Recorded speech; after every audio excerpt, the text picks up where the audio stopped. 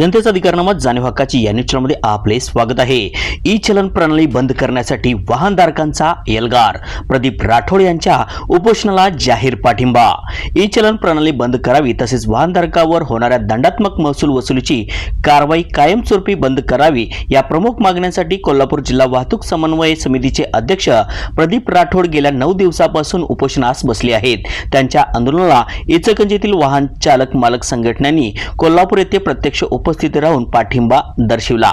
इचलकरंजी चालक मालक कल्याणकारी असोसिएशन, ऑल इंडिया वाहन चालक मालक महासंघ तसेच the goods warehouse and lorry association यांच्या पदाधिकाऱ्यांनीही कोल्हापूर येथे जाऊन प्रदीप राठोड यांच्या आंदोलनाची भेट घेऊन मागण्यांना पाठिंबा दर्शविला।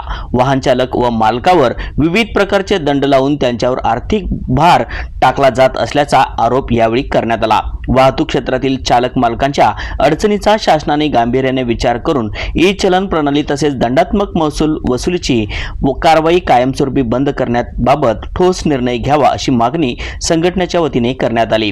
प्रदीप राठोड यांच्या उपोषणाला 9 दिवस उलटूनही शासनाकडून ठोस तोडगा निघाला नसल्याने वाहन चालक मालकांमध्ये नाराजी व्यक्त होत आहे। आंदोलनाची दखल घेऊन शासनाने तातडीने चर्चा करून प्रश्न मार्गी लावावा अशी मागणी यावेळी करण्यात आली। यावेळी चालक मालक संघटनेचे अध्यक्ष सचिन जाधव, अशोक शिंदे, शशी दुर्वे, सातापा आदमापुरे, विठ्ठल काकणके, इसाक आवळे, अभिजित शिंदे, राजू जगताप, जितेंद्र जानवेकर, प्रदीप बाहेरे गुंडे, धनंजय देशमुख, संजय पाटील, बाबूराव सोनाले, अमर आवळे, विकी आवळे, आशिष आवळे, खैराज चौधरी, पी पांडे, नरेश चौधरी, भरत चौधरी यांच्यासह वाहन चालक मालक संघटनेचे पदाधिकारी व कार्यकर्ते उपस्थित होते। वाहन चालक मालकांच्या न्याय मागणीसाठी सुरू असलेल्या या आंदोलनाला संपूर्ण पाठिंबा असून शासनाने तातडीने सकारात्मक निर्णय घ्यावा अशी भूमिका यावेळी संघटनेच्या वतीने व्यक्त करण्यात आली आहे। न्यूज चॅनल नेटवर्कसह संघटना एकत्र येऊन आम्ही ते काम करतो आहोत। संघटनेच्या कामामध्ये वरच्या लेवलला कोल्हापूर जिल्ह्यात संलग्न समिती जी काय सांगेल ती सूचना आम्ही खाली वापरून आम्ही त्या हिशोबाने काम करत आहोत। त्या संघटनेच्या ज्या काही सूचना आपल्या येतील त्या हिशोबाने आम्ही त्याचं पालन करू।